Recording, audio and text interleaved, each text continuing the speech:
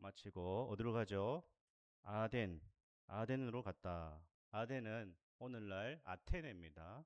아테네, 그리스도의 수도죠.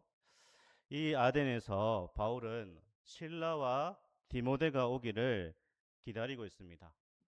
그런데 이 아덴, 아테네 이 도시에 무엇을 발견하는가 했을 때 바울이 우리가 16절 이하에 보면 이 도시에 우상이 가득했다. 온갖 신전과 신당과 제단과 사당들로 아주 충만했던 곳이 아덴입니다. 아테네, 고대의 아테네라는 것이죠. 이것을 보고는 바울이 마음에 격분이 일어났다라고 16절에서 말씀하고 있습니다. 당시 아덴 사람들은 다양한 신을 섬겼고 곳곳에 우상 숭배의 흔적들이 있었는데 세계에서 가장 유명한 건축물 가운데 하나인 파르테논 신전이 바로 아테네에 있는 거죠. 바울의 마음에는 거룩한 분노와 슬픔이 뒤엉켜 있습니다. 그 우상과 거짓 신들을 섬기는 그 도시의 사람들을 바라볼 때에 분노와 거룩한 분노와 슬픔이 뒤엉켜 있습니다. 그 거룩한 분노가 물밀듯 그 심령에 찾아온 것이죠. 그래서 바울은 어떻게 했는가라고 했을 때에 단지 분노에서 끝난 것이 아니라 복음을 적극적으로 이 도시에 전하기 시작합니다. 어디에서 전하죠? 회당에서는 유대인들에게 복음을 전합니다. 토론하는 방식으로 해서 유대인들에게 회당에서 복음을 전하고 또 시장에서 장터에서는 시장에 날마다 그렇게 오고 가는 사람들에게 그 시장의 언어로 그 사람들의 눈높이에 맞게 이제 또 복음을 증거합니다. 또 어디에서 복음을 전하죠? 예, 철학자들 여기 보면 철학자들의 그 학파가 나오죠. 18절에 보면 에피쿠로스와 스토아 철학자들과도 논쟁을 합니다. 바울은 이 복음을 이들과 정말 이렇게 논쟁을 하는데 복음을 똑같이 전하는 것이 아니라 아주 다양한 사람들에게 다양한 접근법을 통하여서 복음을 증거하기 시작하는 것이죠.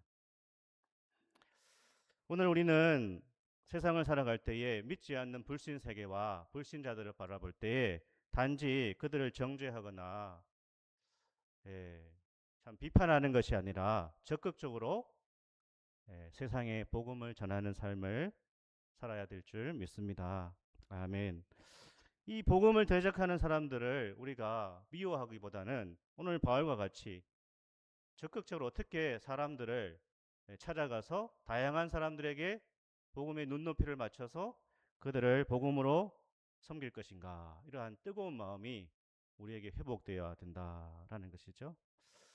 오늘 바울이 이 아테네 아덴 사람들에게 나중에 보면 어떻게 해요? 끌려갑니다. 어디로 끌려갑니까? 아레오바고 광장이라는 곳으로 끌려갑니다. 아레오바고 나오죠. 어디에 나옵니까? 19절에 보면 아레오바고로 이제 가게 됩니다. 이 아레오바고는 법정입니다. 아테네의 법정이라고 할 수 있습니다. 사람들이 낯선 외국인이 여기 왔어요. 아덴에. 그런데 참 이 사람이 우리 도시에 이상한 사상을 퍼뜨리거나 불온한 어떠한 사상을 퍼뜨리는 것이 아닌가 생각해서 이 바울이라는 사람을 조사하기 위해서 아레오바고 광장, 그 도시의 법정으로 끌고 간 것이죠. 그래서 사도 바울이 아레오바고 광장에서 설교한 내용이 바로 22절부터 31절까지가 바로 아레오바고 광장의 설교다라는 거예요. 저희가 같이 읽었던 본문이 바울의 설교입니다. 설교. 많은 성경학자들이 이 아덴에서의 바울의 전도가 실패했다고 보고 있습니다. 왜냐하면 회심한 사람들이 많잖아요. 그래서 바울의 복음 전파가 실패했구나 그렇게 보는데 그 중요한 이유 중에 하나가 이 바울의 설교를 보니까 십자가가 없다. 십자가에 대한 언급이 없다라는 거예요. 그러니까 이 복음이 실패했다라고 본 것이죠. 십자가 복음이 빠져 있다라는 것입니다. 우리 성도님들도 읽어봤지만 십자가라는 단어가 나옵니까? 22절부터 31절에 보면 십자가라는 단어는 나오지 않습니다. 그러나 바울이 이 아레오바고 설교에서도 복음을 증거했다라는 거예요. 십자가와 부활을 증거했다라는 것입니다. 우리 30절을 한번 읽어보겠습니다. 알지 못하던 시대에는 하나님이 간과하셨거니와 이제는 어디든지 사람에게 다 명하사 회개하라 하셨으니. 아멘. 분명히 회개를 전파했다라는 거예요. 그리고 32절 우리 한번 읽어보겠습니다. 그들이 죽은 자의 부활을 듣고 어떤 사람은 조롱도 하고 어떤 사람은 이 일에 대하여 내 말을 다시 듣겠다 하니. 분명히 죽은 자의 부활을 이제 전했다라는 것이죠. 그러니까 바울은 아레오바고 이 아덴 전도에서도 분명히 복음을 증거했다. 그러나 접근법이 달랐다라는 거예요. 우리나라 뭐 한국 축구 지나갔지만 월드컵에서 계속 거론됐던 게 뭐죠? 전술이 똑같았다. 그게 이제 비판받은 이유 중에 하나잖아요. 그러니까 다양한 팀에 대해서 다양한 전술을 써야 되는데 똑같은 전술을 쓰니까 문제가 되었다. 이 바울이 복음을 전하는 방식을 보면요. 똑같이 않다는 거예요.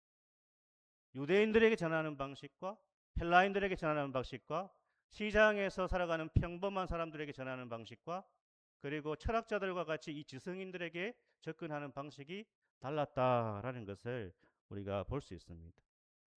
분명한 것은 바울이 아테네에서도 복음을 증거했다. 십자가와 부활의 그리스도를 증거했다라는 것입니다. 왜냐? 바울이 왜 이렇게 접근법을 달리 했는가 했을 때에 이 아테네라고 하는 도시는 복음을 받아들일 수 있는 어떠한 전제가 전혀 없었다라는 거예요. 그 말은 뭔가요?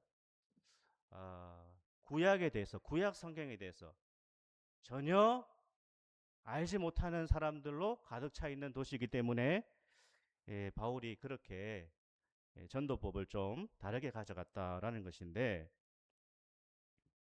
오늘 우리는 바울이 어떻게 이 아덴의 거짓된 종교와 이 신념에 대해서 복음으로 도전하는지를 한번 살펴보고 우리에게 주시는 오늘 성령의 음성을 들을 수 있기를 바랍니다. 아멘. 첫 번째 도전은요. 하나님은 무소부재하시다라는 거예요. 같이 한번 따라해 볼까요? 하나님은 무소부재하십니다. 하나님은 무소부재하십니다. 바울이 아덴 사람들이 붙들고 있는 우상들에 대해서 지적합니다. 22절에 보니까 뭐라고 하죠? 너희를 보니 범사에 종교심이 많도다. 너희를 보니 범사에 종교심이 많도다. 그렇죠. 종교심이 있으니까 그 도시에 온갖 신전과 신당과 각종 우상이 있었다라는 거예요. 근데 이 말은 칭찬하는 말은 아닙니다. 바울이 어떠한 접근을 하고 있는데 너희를 보니 범사에 종교심이 많다라는 것은 너희는 너무 미신적이다. 그런 뜻이에요. 너희는 너무 미신적이다. 칭찬은 같은데요. 칭찬은 아닙니다. 너희는 온갖 우상과 미신으로 가득 차 있다. 그런 말입니다. 많은 신전들과 우상들이 도시 곳곳에 난무해 있었다라는 것이죠. 그래서 바울은 자신이 섬기는 하나님이 어떤 분이신지를 소개하는데 그 내용이 24절부터 29절까지인데 24절을 한번 우리 읽어보겠습니다. 우주와 그 가운데 있는 만물을 지으신 하나님께서는 천지의 주제시니 손으로 지은 전에 계시지 아니하시고. 아멘. 하나님은 어떤 분이신가요? 우주와 그 가운데 있는 만물을 지으신 하나님이십니다. 천지의 주제시다. 손으로 지은 전에 계시지 아니하신다. 하나님은 어디에 계십니까? 하나님은 어디에 계십니까? 또 질문을 해보겠습니다. 하나님은 어디에 가장 많이 계십니까? 쉬운 것 같은데 쉽지 않죠? 하나님은 어디에 가장 많이 계실까요? 하나님은 어디에 계시는가? 하나님이 아니 계신 곳은 있는가? 아침부터 머리 아프시죠? 어떤 분이 이런 질문을 합니다. 하나님은 지옥에도 계십니까? 그런 질문을 하더라고요, 저한테.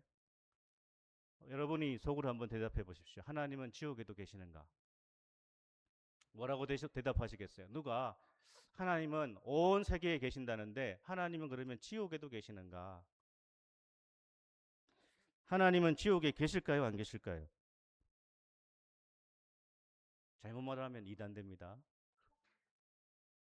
하나님은 지옥에도 계십니다. 하나님이 지옥에 계시지만 그 지옥에서 하나님은 은혜를 베푸시는 것이 아니라 형벌을 가하시는 것이죠.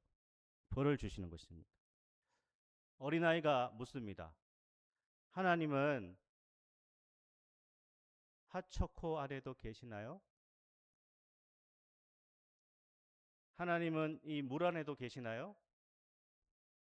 뭐라고 대답할까요? 여러분의 손자, 손녀가 또는 어린 애들이 하나님은 제가 마시는 이 핫초코 안에도 계시나요?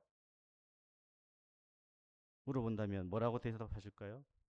쓸데없는 소리 하지 마라. 하나님은 핫초코 안에도 계십니다. 그렇다면 우리가 어디서 기도하면 하나님이 가장 잘 들어주실까요? 말씀을 잘 하셔야 됩니다. 어디서 기도하면 하나님이 가장 잘 들어주십니까? 1번 예배당, 2번 집, 3번 차 안, 4번 학교. 어딜까요? 종교심이 많도다. 물론 이런 복잡하고 신학적인 질문을 파고들면 우리가 이제 주일 아침부터 시험에 들 수 있으니까 핵심은 하나님은 어디에나 계십니다. 아멘. 예배당이라고 제가 얘기하기를 기대하셨죠? 예. 하나님은 어디에나 계십니다. 아멘. 예, 여러분에게 위로를 드리기 위해서 예배당에 좀 더 많이 계십니다. 시편 139편 7절부터 10절을 한번 우리 읽겠습니다. 내가 주의 영을 떠나 어디로 가며 주의 앞에서 어디로 피하리까? 내가 하늘에 올라갈지라도 거기 계시며 수월에 내 자리를 펼지라도 거기 계시니이다. 내가 새벽 날개를 치며 바다 끝에 가서 거주할지라도 거기에서도 주의 손이 나를 인도하시며 주의 오른손이 나를 붙드시리다. 아멘. 왜 하나님이 모든 것에 충만하시죠? 하나님이 모든 것에 충만히 계신 이유는 모든 만물과 모든 우주를 하나님이 다 지으셨고 하나님이 통치하고 다스리고 계시기 때문입니다. 아멘.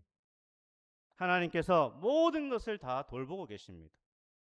하나님은 천지의 주제시고 우리의 창조주이심을 우리는 믿습니다. 아멘. 그런데 건물도 필요합니다. 예배당도 필요합니다. 특정한 장소가 중요합니다. 예배당 필요 없네 그러면 교회 나올 필요 없네 이렇게 또 생각이 그렇게 가면 참 곤란합니다.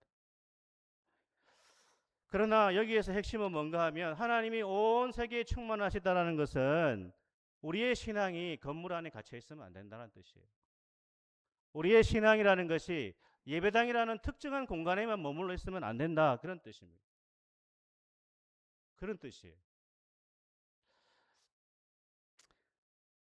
그래서 오늘날도 사람들이 어떤 교회는 예배당을 성전이라고 합니다. 성전. 성전이 아니에요. 예배당입니다. 예배를 드리는 곳이에요. 성전 개념이 있으면 어떻게 되는가 하면 성전 안에서만 믿음으로 살아가는 거예요. 성전 밖에 나가면 자기 마음대로 사는 거예요. 우리는 여기에서 예배를 드리고 그 하나님을 경배하고 온 땅에 충만하신 그 하나님과 날마다 동행하여 살아가는 것이 참된 경건인 줄 믿습니다. 아멘. 그래서 이 예배당과 이 장소는 특정한 장소는 하나님을 알고 하나님을 배우고 하나님의 말씀을 듣고 그분을 경배하기 위해서 하나님이 정하신 하늘의 선물이다. 누가 그런 표현을 했어요.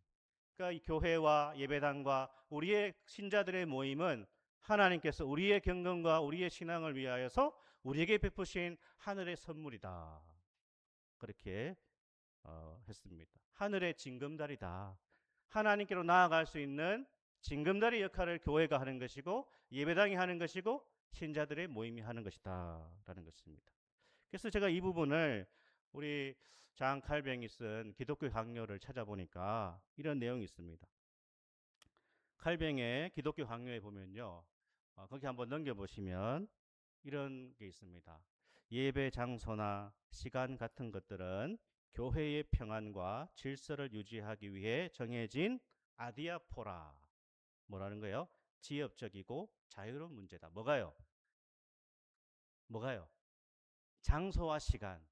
장소와 시간은 본질적인 게 아니라 뭐를 위해서? 교회의 평안과 질서를 유지하기 위해서 장소가 필요하고 시간이 필요하다는 거예요. 그래서 주일이 있는 거예요. 주일 하루만 거룩한 날이 아니라 일주일이 다 거룩한 날이고 매일이 하나님께 드려져야 될 예배의 날인 줄 믿습니다. 아멘. 그런데 우리가 우리의 경건을 위해서 교회의 평안과 질서를 위해서 한 날을 정한 거예요. 그날이 바로 오늘입니다. 11시 오전 예배가 바로 우리의 경건과 신앙을 위해서 함께 모여서 예배하기 위한 정해진 시간으로 주일 오전 11시를 우리가 정한 것이죠. 그래서 장소는 오직 성도들이 단정하고 무리 없이 모이기 위한 외적 편의 수단이다 라는 거예요. 여기서 중요한 것은요, 우리는 화려한 건물이라 많은 사람들이 모여 있다고 해서 헛된 자부심을 가지면 안 된다는 뜻이에요. 엄청난 화려한 건물이 있고 많은 사람들이 모여 있다고 해서 단지 이 헛된 자부심을 가지면 안 되고, 초라한 건물이나 소수의 사람들이 모여 있다고 해서 주눅이 들면 안 된다는 뜻이에요. 그게 본질이 아니라는 뜻입니다. 이런 것은요, 참된 신앙과 아무런 상관이 없어요. 참된 신앙과 상관이 없습니다. 중요한 것은요, 우리가 예배당에 모이거나 집에 있거나 세상 가운데 있더라도 하나님은 모든 곳에서 충만히 계시고 모든 것을 다스리시고 우리를 지켜보시고 우리의 삶의 예배를 받으시는 분이시다라는 겁니다. 그래서 예배당에만 하나님이 계신다고 생각할 때 우리 신앙은 기형이 되는 것입니다. 그런 신앙을 이분법이라고 그러죠. 교회 안에서는 그렇게 경건하고 거룩한 척하지만 세상에 나가서는 온갖 부끄러운 행동과 추한 짓을 하며 살아가는 많은 그리스도인들 때문에 이 땅의 기독교가 약해지지 않습니까? 밖에서는 그렇게 양보할 줄 모르고 배려가 없습니다. 싸움닭입니다.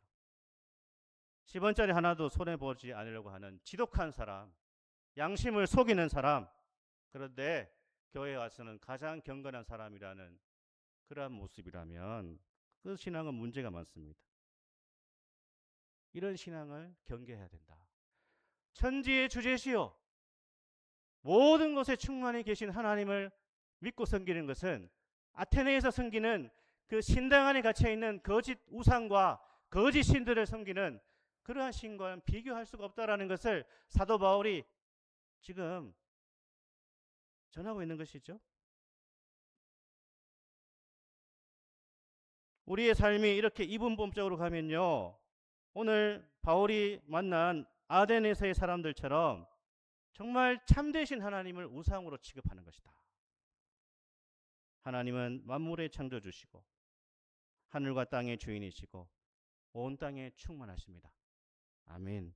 우리는 언제나 코람데오, 한번 따라 해볼까요? 코람데오, 하나님 앞에서 살아가야 된다라는 것입니다. 두 번째는요, 하나님은 부족함이 없으십니다. 우리가 자문할까요? 하나님은 부족함이 없으십니다. 부족함이 없으신 하나님. 이 사도 바울의 연설에서 중요한 핵심은요. 하나님은 다른 신들이나 우상들처럼 무언가 부족해서 인간이 보충해야 되는 존재가 아니다. 그 얘기를 하고 있습니다. 우리 25절을 같이 읽습니다. 또 무엇이 부족한 것처럼 사람의 손으로 섬김을 받으시는 것이 아니니 이는 만민에게 생명과 호흡과 만물을 친히 주시는 이심이라. 아멘. 이게 하나님이 우상과 다른 거예요. 이 하나님이 거짓 신들과 다른 부분이 바로 하나님은 부족함이 없으시고 인간이 하나님의 부족을 채우는 게 아니다. 그런 뜻입니다. 그러니까 하나님은 무엇이 부족한 것처럼 사람의 도움을 자꾸 받아야 되는 존재가 아니다. 그런 뜻이에요. 인간은 도움이 필요합니다. 인간은 부족하기 때문에, 연약하기 때문에 도움이 필요합니다. 여러분, 손이 많이 가는 사람이 있잖아요. 어떤 사람입니까? 물 좀 갖다 줘. 리모컨 좀 갖다 줘. 가족들이 싫어하죠. 그러나 하나님은 어떤 분입니까? 주시는 분이다. 생명과 호흡과 만물을 친히 주시는 분이다. 28절에 뭐라고 하죠? 28절 한번 같이 읽겠습니다. 우리가 그를 힘입어 살며 기동하며 존재하느니라. 아멘. 사실은 너희가 하나님을 의지해서 살아간다. 그런 뜻이에요. 너희가 거짓 우상을 섬기고 있지만 사실은 너희가 살아가고 호흡하고 지금도 여전히 모든 것을 누리는 것은 천지를 지으신 그 하나님 덕분에 너희가 살아가는 것이다. 라고 바울이 이렇게 하나님을 전하고 있습니다. 모든 존재는 하나님을 의존해서 살아가고 있습니다. 오늘 우리가 숨을 쉬며 살아가는 것도, 내가 지금 호흡하는 것도 주님께서 우리의 생명을 붙드시기 때문이다. 라는 거예요. 하나님께서 내 호흡을 붙들고 계시는 것입니다. 아멘이시죠? 아멘. 하나님이 나의 생명을 붙드시기 때문에 내가 오늘도 숨 쉴 수 있습니다. 연세가 점점 많아지시는 분들은 그런 생각 더 많이 하실 거예요. 오늘 아침에도 내가 참 눈을 뜬 것은 하나님께서 또 나에게 이 땅에서의 하루를 허락해 주셨구나.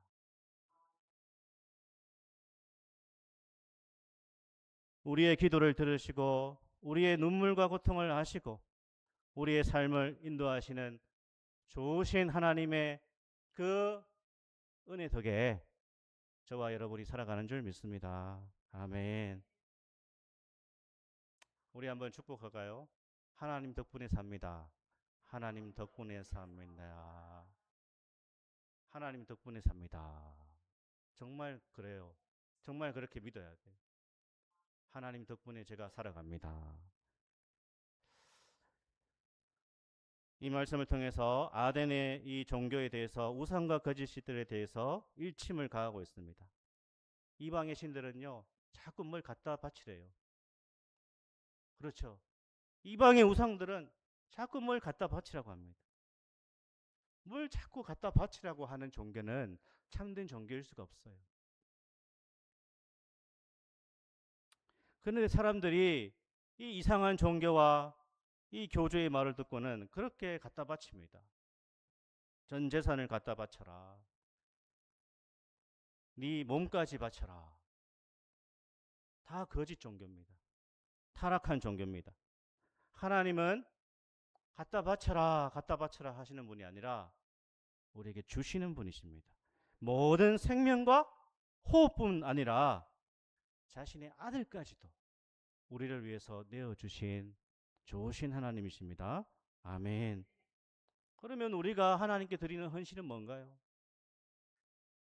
우리가 하나님께 우리의 시간과 우리의 은사와 우리의 물질을 하나님께 드리는 것은 하나님이 부족해서 우리가 드리는 것이 아니라 우리가 드려야 하나님이 완전해지시는 것이 아니라 우리를 위해서 모든 것을 내어주신 그 은혜에 너무나 감사해서 은혜에 대한 자연스러운 뭡니까? 믿음의 자연스러운 반응으로 우리의 적은 것을 주님께 드릴 때에 그것도 하나님께서 너무나 기뻐하시는 줄 믿습니다. 아멘. 하나님의 영광, 하나님의 하나님 되심은 우리의 행위에 따라 더해지거나 감소하는 것이 아닙니다. 하나님의 영광은 그 자체로 완전합니다. 내가 1등을 해야 하나님이 영광을 받으시고 꼴찌하면 영광이 가려지는 것이 아닙니다. 내가 건강해야 영광이 되고 병들고 아프면 내가 실패하면 하나님의 영광이 가려지는 것이 아닙니다. 여기에 오해가 없어야 됩니다.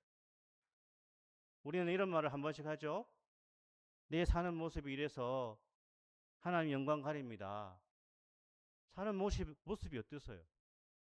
가난하고 병들면 하나님 영광 가리는 겁니까? 돈 없으면 하나님 영광 가리는 겁니까? 아닙니다. 그 마음은 이해하지만, 그 순수한 마음은 이해하지만 내 사는 모습이 세상과 비교했을 때에 초라하다고 해서 하나님 영광 가립니다 라는 것은 하나님께서 너무나 안타까워하시는 거예요. 주님, 하나님의 영광을 우리는 세상 기준으로 생각해서는 안 됩니다. 하나님의 영광을 위해서라는 말은 뭡니까? 하나님 영광을 가리지 마라. 너의 그 잘못된 행실을 통하여서 거짓과 속임수와 사람들을 짓밟고 욕심과 탐욕으로 살아가는 그것이 하나님의 영광을 가리는 것이지, 내가 가난하고 출세하지 못하고 약하다고 해서, 병들었다고 해서 하나님의 영광을 가리는 것이 아닙니다. 하나님은 그 자체로 충만한 영광으로 존재하시는 분이심을 믿습니다. 아멘. 천지의 주인이신 하나님, 부족함이 없으시다. 무엇을 요구하시기 전에 자신을 내어주시는 분이시다.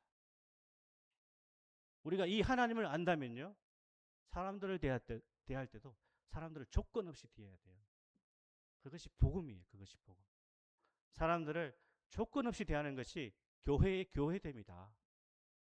잘난 사람, 세상적으로 잘난 사람은 막 환영하고 그렇지 않은 사람은 멸시하는 그러한 교회가 아니라 우리 하나님처럼 사람들을 조건 없이 환영하고 사랑하고 품을 수 있는 교회, 그것이 진정 살아있는 교회인 줄 믿습니다. 아멘.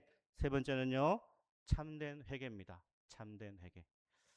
바울은 아덴 사람들의 이 거짓 신앙과 신념에 대해서 지적하고 나서요, 그들이 무엇을 해야 될지를 제시합니다. 바로 회개해라. 우리 30절, 31절 같이 읽습니다.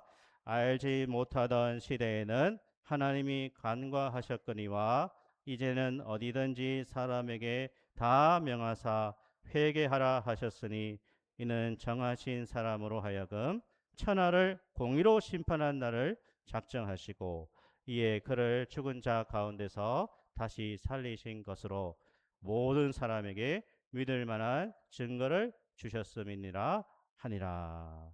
아멘. 아덴 사람들이 진짜 깨달아야 되는 것은 뭐죠?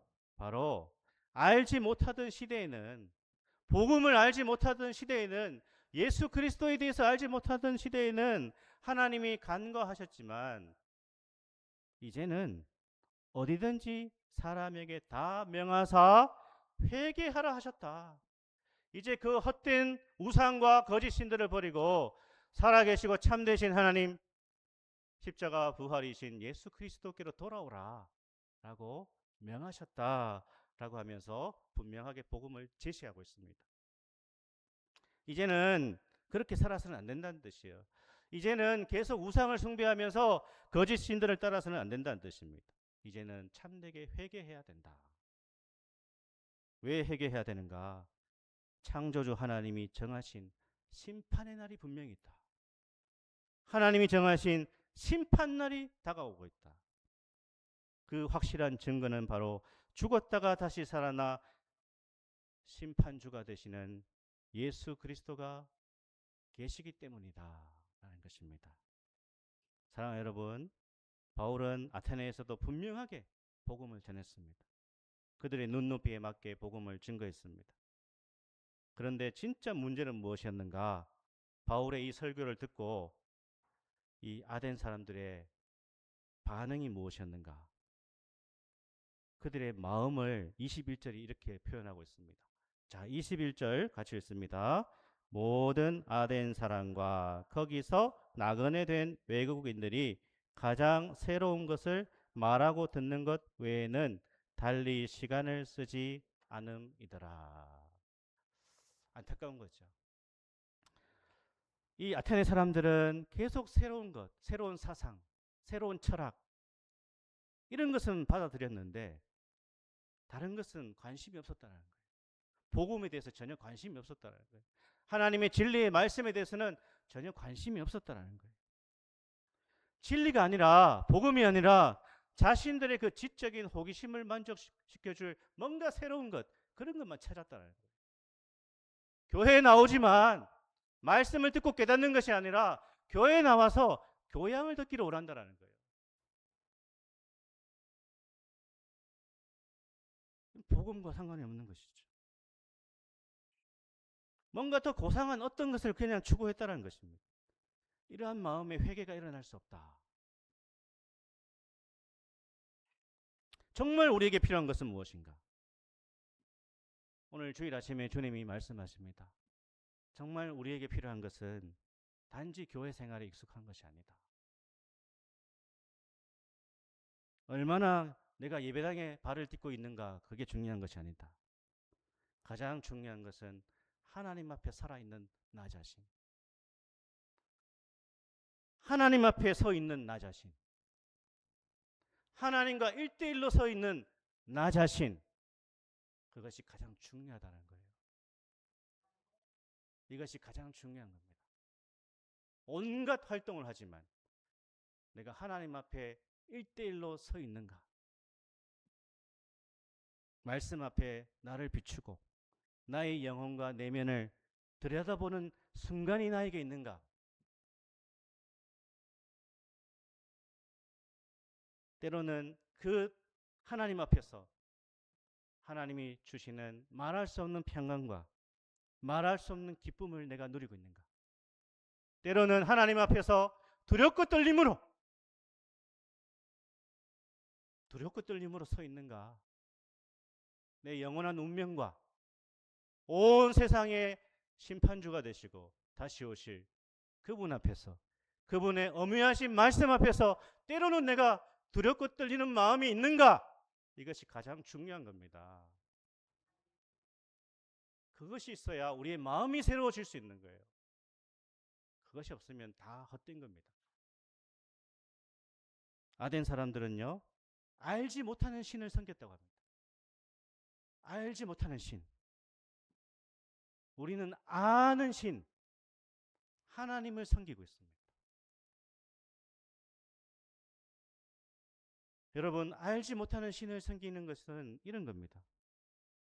그저 큰 걱정 없이 살고, 자식 잘 되고, 그냥 무탈하게 한평생 사는 것, 그 정도 수준이.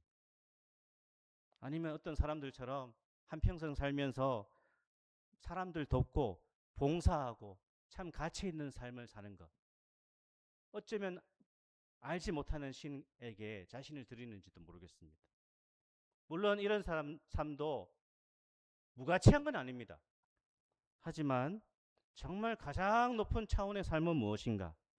천지의 주제, 하늘과 땅의 주인이신 하나님을 만나 그분을 예배하고 그분을 섬기며 죄인의 구주시고 부활하신 영원하신 만왕의 왕, 우리의 영원하신 심판주, 주 예수 그리스도를 믿고 따르는 삶이 가장 높은 차원의 가장 아름다운 삶인 줄 믿습니다. 아멘. 그러려면요, 우리가 날마다 이 주의를 중심으로 마음을 새롭게 하시고 묵은 땅을 기경하시고 성령의 은혜를 구하시고 우리 안에 온갖 거짓과 우상을 제거해 나가시고 살아계시고 참되신 하나님을 일평생 예배하시고 그분의 말씀을 따라 순종하시고 주님이 주시는 풍성한 은혜와 생명을 더 많이 누리시는 저와 여러분 되기를 축복합니다. 아멘.